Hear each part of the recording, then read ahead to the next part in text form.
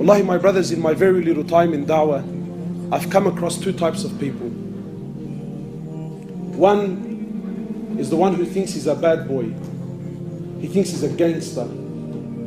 He thinks he's above everyone else. And deep down in his heart, and even times on his tongue, he makes it very clear that he doesn't have time for Allah. That he doesn't have time for this deen. That he doesn't have time for this religion and sunnah and do this and do that and this is haram and this is not allowed. And there's an attitude that comes along with it. That pride, that arrogance in the heart. You come to talk to the brother, he says, get out of here, man. Every time one of you grows a little bit of a beard, maybe he heard a couple of ahadith on YouTube, now he thinks he's a sheikh. Everyone wants to come and preach to me. Get out of here, man. I don't need this in my life. Let me do my thing. An attitude towards Allah subhanahu wa ta'ala, like somewhat that he doesn't need Allah. And then there's the opposite too. There's the guy who, mashallah, he's been on deen for a couple of years, and I hate this term, on deen or religious. Have we become so shallow that now because you got a nice beard, you wear a nice white abaya, Allahu Akbar, this guy's pumped. So there's the opposite. There's the guy who, mashallah, he's been on deen for a couple of years.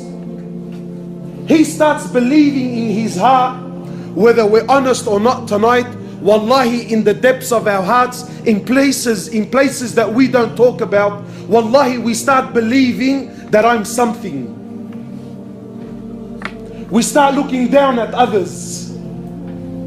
We start believing that deep down in my heart, I stand a level above the rest. That I got a nice beard and this brother's clean shaven. That I've been praying for the last 10 years, this guy still doesn't know how to make wudu. So therefore, I'm better than him. And he starts believing also, it gets worse, he also starts believing that Allah Azza wa Jal needs him. That Allah needs his salah.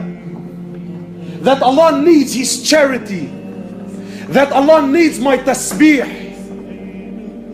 And there's an attitude, wallahi, there's an attitude. One of us, as he's walking out of the masjid, maybe he puts $50 into the donation box, and in the depths of his heart, wallahi, in places we don't talk about, you really truly believe that Allah owes you a favor. That Allah owes me something, man. That I've been praying for the last 10 years, so therefore, Allah subhanahu wa ta'ala, He owes me something. Well, my brothers, today I got news for both sides. Allah owes you nothing. Allah owes you nothing. Allah subhanahu wa ta'ala doesn't need you.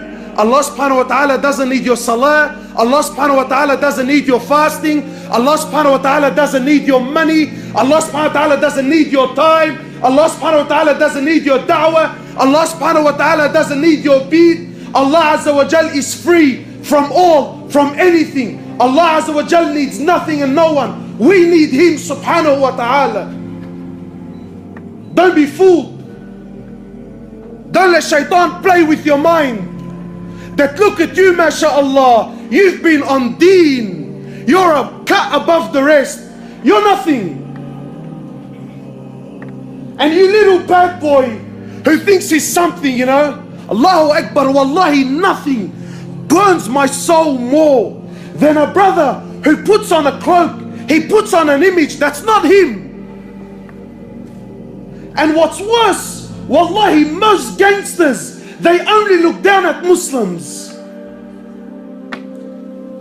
Maybe, you know, he buys a nice little car, or maybe he's got a few little spinners around him who feed him because of his physical size. Yeah, so they start looking. So he actually starts believing I'm something, man. Or maybe you're making a couple of dollars moving a couple of things. So then there's this attitude, don't come to me with your deen. Let me do as I please. Let me run amok. I want to go where I want. I want to sell what I want. I want to snort what I want. I want to sleep with whoever I want. Don't come to me with your religion. If Allah is so great, then why is He so bothered? Leave me alone. Well, my brother, you also, no matter what you do, no matter what you sell, no matter what you take and how much you take of it, it doesn't harm Allah.